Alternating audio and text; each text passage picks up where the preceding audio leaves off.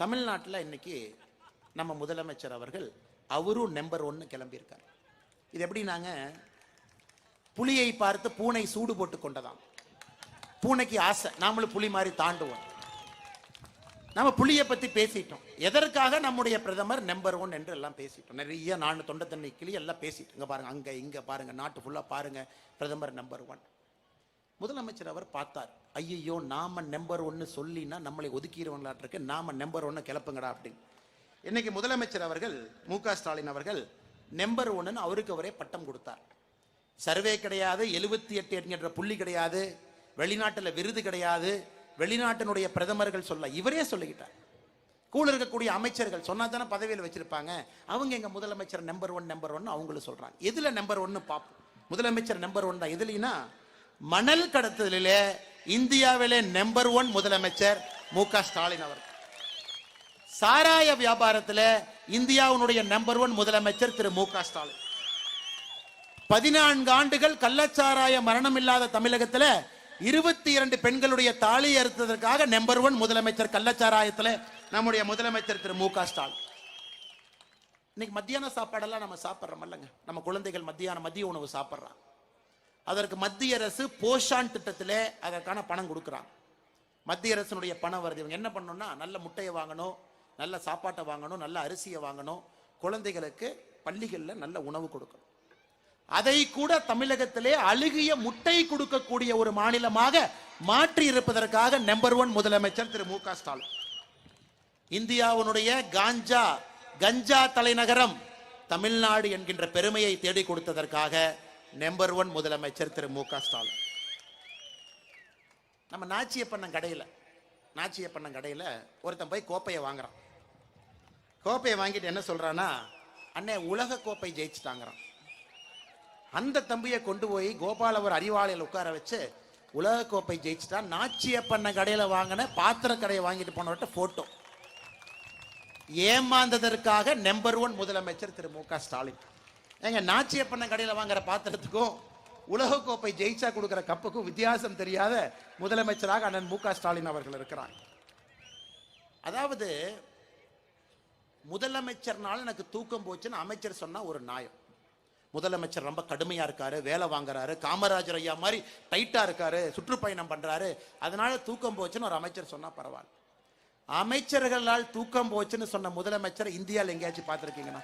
இந்திய வரலாற்றில் 1947க்கு பிறகு இந்தியாவில் இருக்கக்கூடிய எல்லா மாநிலத்திலும் ஏதாச்சும் ஒரு முதலமைச்சர் அமைச்சர்களால் எனக்கு தூக்கம் போச்சு, காலையில எந்திரிச்சாவே நீங்க என்ன பண்ணிருப்பீங்கன்னு பயத்தில் எந்திரிக்கிறேன்.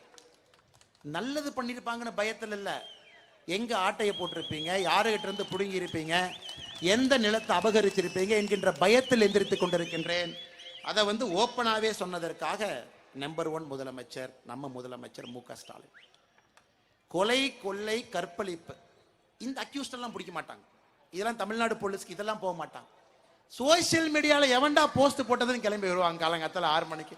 நீ பாரதிய ஜனதா கட்சிக்கார ஊர்ல என்ன பண்ணிட்டு இருக்கான்னு மோப்பம் பிடிக்கிறது எனக்கு தமிழ்நாடு போலீஸினுடைய முதல் வேலையா இருக்கு.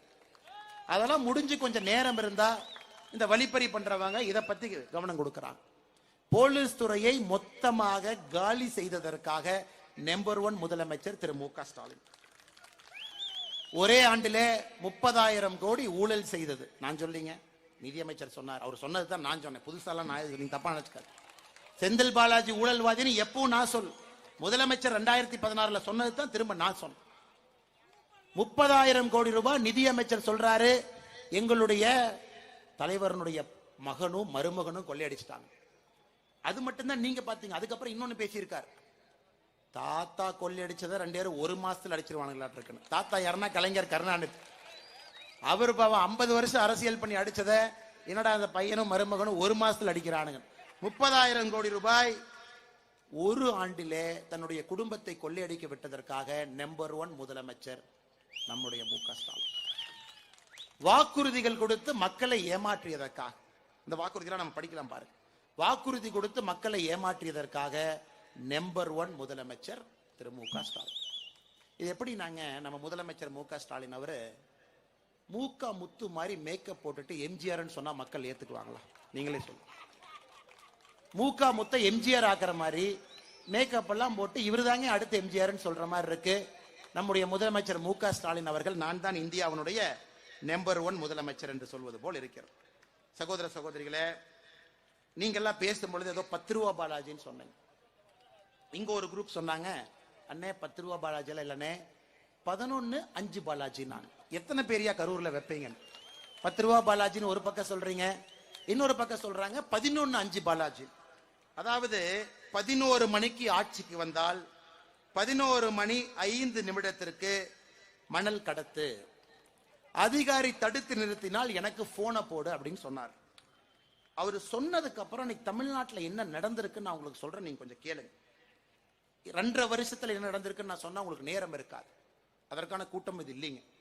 6 மாதத்துல மட்டும் என்ன நடந்திருக்குன்னு சொல்றேன். அதாவது 11 மணிக்கு நாங்க ஆட்சிக்கு வருவோம், 11:05 நீ மணல் கடத்து, யாராச்சும் தடுத்து எனக்கு போன் போடுன்னு சொன்னார்லங்க. திமுகவுடைய உடன்பிறப்பு அப்படியே உண்மைன்னு நம்பிட்டான். தலைவர் தான் சொல்லிட்டார்ல மணல் கடத்தவன். இப்ப என்ன ஆச்சுன்னு மட்டும் பாருங்க. கடந்த 6 மாதத்துல 15/12/2022 கடலூர் மணல் கொள்ளையை குறித்து தகவல் அளித்த நபரின் வீட்டில் திமுக தொண்டர்கள் வீடு புகுந்து தாக்குதல். 19/12/2022 செஞ்சி மீனம்பூர் கிராமத்தில் ஏரியில் மணல் கொள்ளை குறித்து போஸ்டர் ஒட்டிய நபரை அடித்து உதைத்த திமுக ஊராட்சி மன்ற தலைவர் முன்வர் பாஷா. 19/12/2022 புதுக்கோட்டை மாவட்டம் கரம்பக்குடி அருகே மணல் கடத்தலை தடுக்க சென்ற கிராம நிர்வாக அலுவலர் ஜாஸ்மின் மற்றும் அதிகாரிகள் மீது தாக்குதல். 25/4/2023 தூத்துக்குடியிலே மணல் கொள்ளையை தடுத்த கோவில்பத்து கிராம நிர்வாக அலுவலர் லூர்து பிரான்சிஸை அவரது அலுவலகத்திலே 2 பேர் அரிவாளால் வெட்டி கொன்றனர். 28/5/2023 திருச்சியில் மணல் கடத்தலை தடுக்க முயன்ற ரெவென்யூ இன்ஸ்பெக்டர் மீது கொலைவெறி தாக்குதல் நடத்திய திமுக ஊராட்சி மன்ற தலைவர் மகேஸ்வரன். 29/5/2023 தஞ்சையில் மணல் கொள்ளையில் ஈடுபட்ட வாகனத்தை தடுத்து நிறுத்த முயன்ற போலீசார் மீது வாகனத்தை மோதி தாக்குதல். இதெல்லாம் வெறும் சாம்பிள் தாங்க. 6 மாசமாக தமிழகத்துல மணல் கடத்தலை தடுப்பதற்காக விஏஓ கொலைவெறி தாக்குதல்ல இறந்துட்டாங்க. ரெவென்யூ இன்ஸ்பெக்டருடைய மண்டையை பொழந்துட்டாங்க. இதுதான் திமுகவினுடைய ஆட்சியினுடைய சாட்சியாக மக்கள் பார்த்து கொண்டிருக்கிறார்கள்.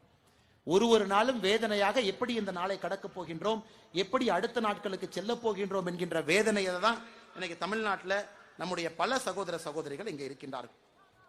எல்லாருமே விவசாயம் பாக்குறீங்க, நீங்க எல்லாருமே விவசாயம் பாக்குறீங்க, தோட்டங்காடு வச்சிருக்கிறீங்க, ஆடு மாடு வச்சிருக்கிறீங்க, விவசாயம் பார்த்துட்டு தான் நிறைய பேர் இங்க வந்திருப்பீங்கன்னு எனக்கு தெரியும். எத்தனை பேர் உங்க தோட்டத்துல யூரியா போடுறீங்க? கை தூக்க முடியுங்களா?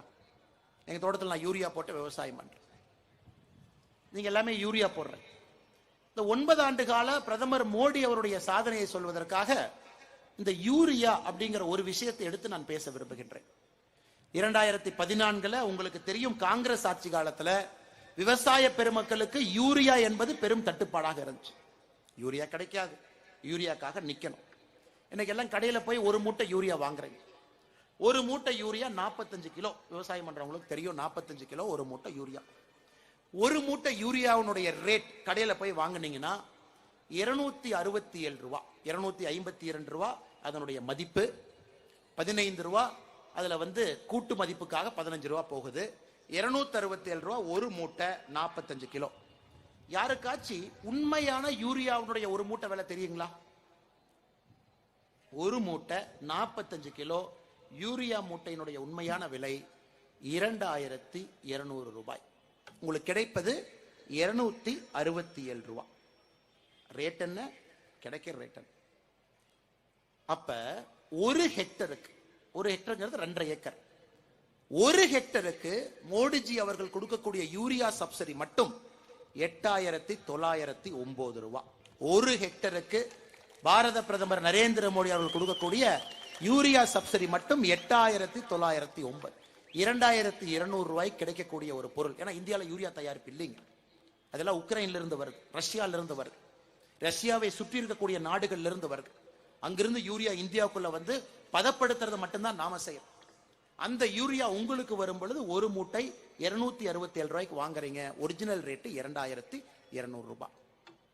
இன்னைக்கு மோடி அவர்கள் சொல்றாங்க 2026 முடியும் பொழுது இந்தியா ஒரு குண்டுமணி யூரியாவை நாம இறக்குமதி செய்ய போவது கிடையாது. 100% யூரியாவை முழுமையாக இந்தியா தயாரித்து தன்னுடைய விவசாயிகளுக்கு கொடுக்கும். 9 ஆண்டுடைய சாதனையை பாருங்க. இது ஒரு நாள்ல நடக்கிறீங்க, 9 ஆண்டுகள்ல நடந்துச்சு. மோடி அவர்கள் வந்த பிறகு இந்தியால 8 புதிய யூரியா ஆலைகளை ஆரம்பிச்சார்.